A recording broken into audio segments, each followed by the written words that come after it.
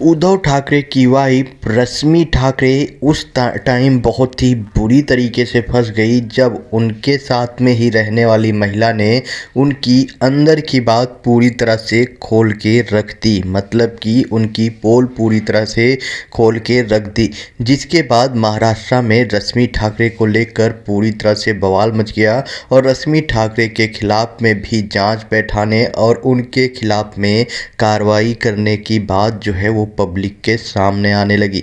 लेकिन अब इसी मामले को लेकर एक नया ट्विस्ट एंड टर्न देखने को मिल रहा है और अब जो है एक और बड़ी अपडेट इसी मामले को लेकर आ रही है, जिसके बारे में मैं आपको इस वीडियो में बताने वाला हूं। लेकिन उसके साथ में ही बोलना चाहूँगा कि अगर वीडियो पसंद आए तो वीडियो को लाइक किए बगैर मत जाइएगा।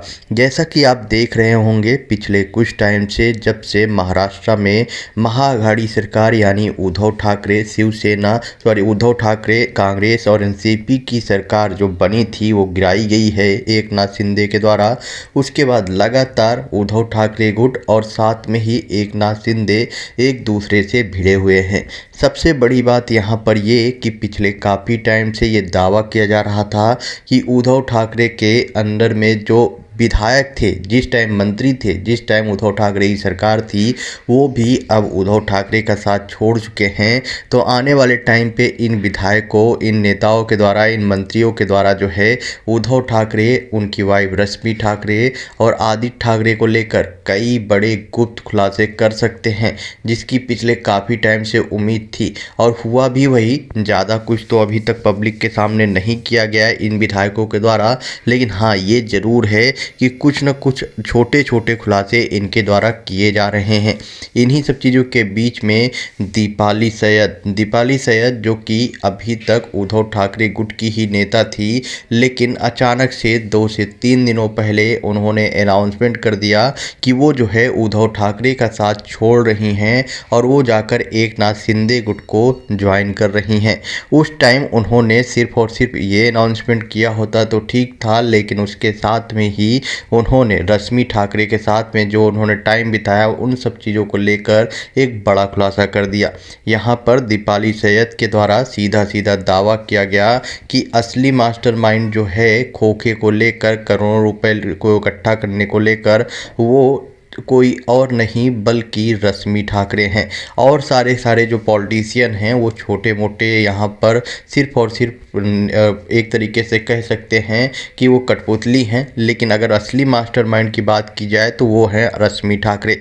उनके द्वारा ये भी बोला गया कि रश्मि ठाकरे जो कि बीएमसी की तरफ से जो खोखे आते थे हर महीने, वो जो है अब बंद हो गए हैं। इस बात का उनको काफ़ी ज़्यादा निराशा है और उनके द्वारा इसकी इन्वेस्टिगेशन करने की भी बात की गई। लेकिन अब इन्हीं सब चीज़ों के बीच में दीपाली सैयद भी बहुत ही बुरी तरीके से फंसती हुई नज़र आ रही हैं। दीपाली सैयद को जो कि एक लेकर अभी अपडेट आ रही है उसमें बताया जा रहा है कि मशहूर एक्ट्रेस दीपाली सैयद कल जो है शिंदे ग्रुप में शामिल होने जा रही थी। वह ठाणे में एक कार्यक्रम में मुख्यमंत्री एकनाथ शिंदे की उपस्थिति में शिंदे समूह में प्रवेश करने वाली थी। हालांकि शिंदे गुट में दीपाली सैयद की एंट्री का बीजेपी ने ही कड़ा विरोध किया है। इसका भाजपा के महिला मोर्चा ने विरोध किया है। दीपाली सैयद शिंदे ग्रुप में शामिल होंगी या नहीं, इस पर भी पूरी तरह से अब संशय जारी हो गया है। दीपाली सैयद ने ठाकरे समूह पर पूरी तरह से निशाना साधा था, जिससे उनको ये लगा था कि उनको एकनाथ शिंदे ग्रुप में बहुत ही आसानी से एंट्री मिल जाएगी और दीपाली सैयद ने जमकर यहाँ पर रश्मि ठाकरे के ऊपर निशाना साधा था। लेकिन इसके मुताबिक ठाणे के कार्यक्रम में सार्वजनिक तौर पर उनको जो है एडमिट करना था, लेकिन इससे पहले ही बीजेपी इसका कड़ा विरोध कर चुकी है। इतना ही नहीं, भाजपा ने सीधे तौर पर दीपाली सैयद की योग्यता को ही हटा दिया। उन्होंने बोला कि इस औरत के अंदर ऐसी कोई योग्यता ही नहीं है कि इसको जो है हमारे साथ में शामिल किया जाए। बीजेपी महिला मोर्चा की नेता मुरल पेडसे ने इसका विरोध किया। महाविकास आघाड़ी के दौरान दीपाली सैयद ने प्रधानमंत्री नरेंद्र मोदी और बीजेपी की बेहद खराब भाषा में आलोचना की थी। इसलिए मिडल पेडसे ने कहा कि उन्हें मोदी और बीजेपी से सार्वजनिक रूप से माफ़ी मांगनी चाहिए। तभी उन्हें जो है प्रवेश दिया जाएगा। अगर वो जो है सार्वजनिक रूप से माफ़ी नहीं मांगती तो उनको जो है एकनाथ शिंदे गुट में कभी भी हम शामिल नहीं होने देंगे। मोदी और भाजपा की आलोचना करने वाले व्यक्ति को भर्ती नहीं किया जाएगा। उन्होंने यह भी कहा कि महिला आघाड़ी की ओर से सैयद के पार्टी में प्रवेश का सार्वजनिक रूप से विरोध कर रहे हैं। मुख्यमंत्री एकनाथ शिंदे महिलाओं का सम्मान करते हैं, लेकिन मैंने समाचार पढ़ा कि दीपाली सैयद, जिसका कोई विचारधारा नहीं है, लगातार अपने विचार बदलती रहती है और कोई योग्यता नहीं है उस औरत के अंदर, उसे शिंदे समूह में इतना आसानी से शामिल नहीं होने दिया जाएगा। दीपाली सैयद ने महाविकास अघाड़ी के दौरान प्रधानमंत्री नरेंद्र मोदी और देवेंद्र फडणवीस को लेकर आपत्तिजनक बयान दिए थे और उसको लेकर हम दीपाली सैयद का विरोध में हैं और जो बेहद निचले स्तर पर जाकर आलोचना करती है। इसलिए यहाँ पर हम जो है इनको अपनी पार्टी में, यानी कि एकनाथ शिंदे गुट की पार्टी में शामिल नहीं होने देंगे। सीधे सीधे बीजेपी के द्वारा यहाँ पर दीपाली सैयद की एकनाथ शिंदे गुट में शामिल होने पर रोक लगाने की बात की गई है और बोला गया है कि इनको सबसे पहले माफ़ी मांगनी चाहिए, नहीं तो बिना माफ़ी मांगे इनको हम एंट्री नहीं देंगे। इसके पीछे का सीधा सीधा रीज़न यहाँ पे दिया गया है।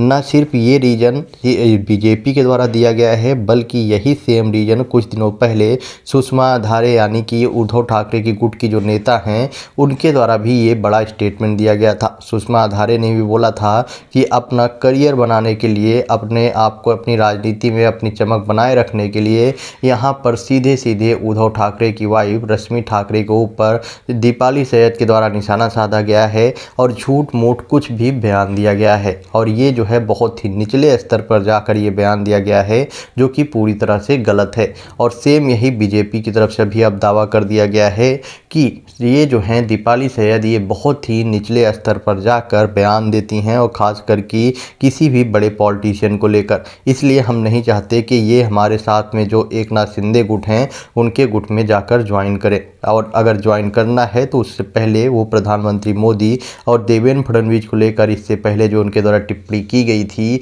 वो बहुत ही ज़्यादा निचले स्तर की थी, बहुत ही ज़्यादा घिनौनी थी। तो हम चाहते हैं कि पहले दीपाली सैयद उसको लेकर माफ़ी मांगें। अब सबसे बड़ी बात यहाँ पर एकनाथ शिंदे गुट की भी मुश्किलें बढ़ेगी। अगर एकनाथ शिंदे गुट इनको सीधे लेते हैं तो बीजेपी के साथ में मनमुटाव हो सकता है, और अगर नहीं लेते तो दीपाली सैयद की जो यहाँ पर प्रॉब्लम है वो क्या फिर से उद्धव ठाकरे गुट में जाएंगी, क्योंकि उद्धव ठाकरे गुट में भी उनके लिए दरवाज़ा पूरी तरह से बंद हो चुका है। तो अब ना वो एक तरीके से कह सकते हैं ना घर की रही ना घाट की, पूरी तरीके से वो फंसती हुई नज़र आ रही हैं। लेकिन ये उम्मीद जताई जा रही है कि कुछ भी हो, ये हो सकता है कि मैक्सिमम चांसेस है पब्लिकली माफ़ी मांग लेंगी, और माफ़ी मांगने के साथ साथ हो सकता है कि आने वाले टाइम पे एकनाथ शिंदे जो है इनको अपने साथ में ज्वाइन करा ही देंगे। क्योंकि एक बताया जा रहा है कि महाराष्ट्र में उद्धव ठाकरे गुट में भी जब ये शामिल हुई थी तो एकनाथ शिंदे ने ही इनको राजनीति में लाए थे। तो अब कहा जा रहा है कि हो सकता है कि आने वाले टाइम पे ये फिर से एक बार एकनाथ शिंदे गुट में आसानी से शामिल हो जाएंगी। आपका क्या ओपिनियन है? क्या इनको आसानी से इसी तरह शामिल होने देना चाहिए बीजेपी को, या फिर इनका विरोध करना चाहिए जब तक ये माफ़ी ना मांगे? आप अपना ओपिनियन कमेंट बॉक्स में बताएं और वीडियो को ज़्यादा से ज़्यादा शेयर करें।